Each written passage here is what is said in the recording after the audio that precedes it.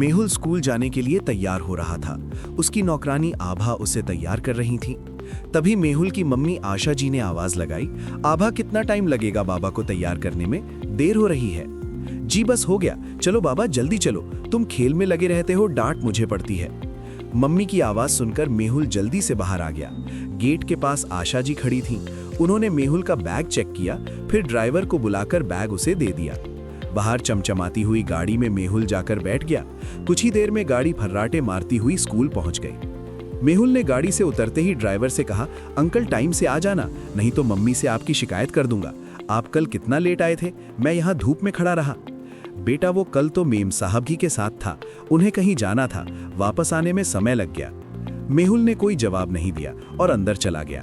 रोशन जी कई सालों से सेठ दीवान चंद जी के ड्राइवर थे। सभी उनसे बहुत इज्जत से बात करते थे, लेकिन मेहुल उनसे हमेशा बदतमीजी से बात करता था। रोशन जी को बुरा लगता था, लेकिन बच्चा है इसलिए वो कभी उसकी शिकायत नहीं करते थे। आज सही समय पर रोशन जी मेहुल को लेने पहुंच गए। छुट्टी होते ही मेहुल बाहर आया। रोशन जी ने उसके कंधे से बैग उतारा और पानी की बोतल हाथ में लेकर गाड़ी में रखी। मेहुल गाड़ी में बैठा तो झिल्ला गया, आपको दिखाई नहीं देता गाड़ी कितनी गर्म हो रही है? एसी पहले से क्यों नहीं चलाया? मैं गर्मी में मरता रहूं? आज तो मैं आपकी शिकायत करके ही रहूंगा। रोशन जी ने जवाब नहीं दिया, जल्दी से एसी चला दिया और घर की ओर चल दिए। अगले दिन दीवान चंद जी घर पर ही थे। सुबह जब रोशन जी ड्यूटी पर पहुंचे थे, आशा जी ने उन्हें अंदर बुलाया। रोशन जी, मेहुल कह रहा था कि परसों आप उसे देर से लेने पहुंचे और कल उसे गर्म गाड़ी में बैठा दिया। आपसे काम नहीं होता तो बता दीजिए। रोशन जी ने सर झुकाते हुए जवाब दिया, मालकिन परसों तो आप ही को लेकर गया था। आपको तो पता है वापस आने में देर हो गई, आपको छोड़कर तुरंत निकल गया था बाबा को लेने। कल मैं एसी चलाना भूल गया था, लेकिन बाबा के बैठते ही मैंने तुरंत एसी चला दिया था। दीवान चंद सब सुन रहे थे। उन्होंने कहा, कोई बात नहीं रोशन जी, आप जाइए।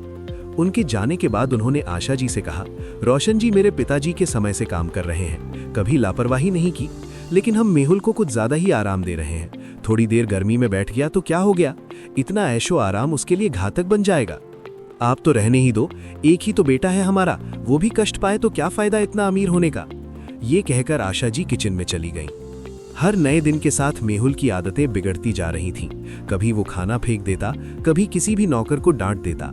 आशा जी हमेशा उसका पक्ष लेकर नौकरों को डांटती रहती थी। एक दिन रोशन जी छुट्टी लेकर अपने गांव चले गए। उनकी माताजी बीमार थीं। सुबह जब मेहुल स्कूल के लिए तैयार हुआ तो आशा जी ने कहा, बेटा आज रोशन जी तो आए नहीं, तुम आज टैक्सी से स्कूल चले जाओ, मैं कैब बुक कर देती हूँ। मेहुल ने कहा, मैं उस गंदी सी कार में नहीं बैठूंगा, और ये ड्राइवर कहाँ मर गया, इसे नौकरी से निकाल दीजिए। दीवान चंद जी ने डांटते हुए कहा, क्या बकवास कर रहे हो तुम, कुछ ज्यादा ही नखरे मारने लगे हो, चुपचाप चले जाओ कैब से। बहुत से बच्चे पैदल ही स्कूल जाते हैं, अगर कैब से नहीं जाना तो आभा तुम्हें स्कूल छोड़ आएगी, पैदल चले जाओ। और रोशन जी को ड्राइवर कभी मत कहना, अंकल कहने की आदत डाल लो। मेहुल को बहुत गुस्सा आ रहा था। आभा बैग लेकर मेहुल के साथ चलने लगी। वो बड़बड़ा रहा था, आने दो इस रोशन के बच्चे को, इसकी वजह से मुझे इतनी गर्मी में पैदल स्कूल जाना पड़ रहा है, इसे तो सबक सिखाकर छोड़ूंगा। अगले दिन जब स्कूल जाने का समय हुआ तो रोशन जी आ चुके थे। वे अच्छे से मेहुल को स्कूल ले गए। स्कूल पहुंचकर मेहुल ने कहा, सुनो तुम यहीं खड़े रहना, और गाड़ी के बाहर जब तक मेरी छुट्टी ना हो गाड़ी यहीं खड़ी रहेगी, और तुम बाहर गाड़ी में एसी चलाकर मत बैठे रहना, तुम्हें भी तो पता लगे गर्मी क्या होती है। रोशन जी बोले, बाबा मैं छुट्टी से पहले गाड़ी लेकर आ जाऊंगा। मेहुल बोला, नहीं यहीं खड़े रहो, नहीं तो तुम्हें नौकरी से निकलवा दूंगा। ये कहकर मेहुल अंदर चला गया। रोशन जी बाहर ही खड़े रहे। स्कूल के आसपास कोई जगह नहीं थी बैठने की। गाड़ी के पास खड़े खड़े गर्मी से उनका बुरा हाल हो गया था। छुट्टी के समय जब मेहुल बाहर आया तो देखा ना वहां रोशन जी थे ना गाड़ी। उसे बहुत गुस्सा आया। तभी सामने से आभा आती हुई दिखाई दी। चलो बाबा हम ऑटो करके चलते हैं। लेकिन ये रोशन कहाँ मर गया? मैंने उससे कहा था यहीं खड़ा रहे। वो तो यहीं खड़े थे, लेकिन गर्मी से चक्कर खाकर गिर पड़े, उन्हें अस्पताल में एडमिट कराया गया है। ये सुनकर मेहुल के पैरों तले जमीन खिसक गई। वो घर पहुंचा तो देखा मम्मी पापा वहां नहीं है। मेहुल बैठकर रोने लगा कि अब उसे डांट पड़ेगी, ये सब उसकी वजह से हुआ है। कुछ देर बाद मेहुल के मम्मी पापा आ गए तो मेहुल ने पूछा, अंकल कैसे हैं? आशा जी ने कहा, बेटा वो अब ठीक है, कह रहे थे बस तुम्हें छोड़कर वापस आ रहे थे, अचानक चक्कर आ गया। मेहुल सोच रहा था आज उसे डांट पड़ेगी, लेकिन रोशन जी ने उसकी शिकायत ही नहीं की। तभी मेहुल पापा के पास पहुंचा और बोला, पापा मुझे माफ कर दीजिए, मैंने ही कल का बदला लेने के लिए रोशन अंकल से कहा कि जब तक छुट्टी ना हो वे गाड़ी के बाहर खड़े रहें, तभी गर्मी से उनकी तबीयत खराब हो गई। पापा मुझे उनके पास ले चलिए, मुझे उनसे माफी मांगनी है। दीवान चंद जी ने बेटे को गोद में बिठाया और कहा, कल वो आएंगे तब माफी मांग लेना, लेकिन वादा करो आगे से कभी किसी से गलत व्यवहार नहीं करोगे।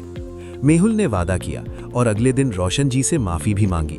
अब वो किसी को परेशान नहीं करता, अपना सारा काम खुद करता है। कहानी से मिलने वाली सीख। अहंकार और अधिक लाड़ प्यार इंसान को बिगाड़ देता है। हर इंसान का सम्मान करना चाहिए, चाहे वो ड्राइवर हो, नौकर हो या कोई भी। हर व्यक्ति सम्मान का हकदार है। किसी को छोटा समझना गलत है। गलत व्यवहार का परिणाम बुरा हो सकता है। सच्चा इंसान वही है जो गलती मानकर माफी मांगे। बड़ों का धैर्य और संस्कार बच्चों को सही राह दिखाते हैं। खुद का काम खुद करना आत्मनिर्भर बनाता है। जो दूसरों को कष्ट देता है वो कभी सुखी नहीं रह सकता। सम्मान, संवेदना और विनम्रता ही अच्छे इंसान की पहचान है। अगर ये सीख देने वाली कहानी आपके दिल को छू गई हो तो वीडियो को लाइक करें, थम्स अप, अपने दोस्तों और परिवार के साथ शेयर करें और ऐसी ही नैतिक और प्रेरणादायक कहानियों के लिए हमारे चैनल को सब्सक्राइब करना ना भूलें। बेल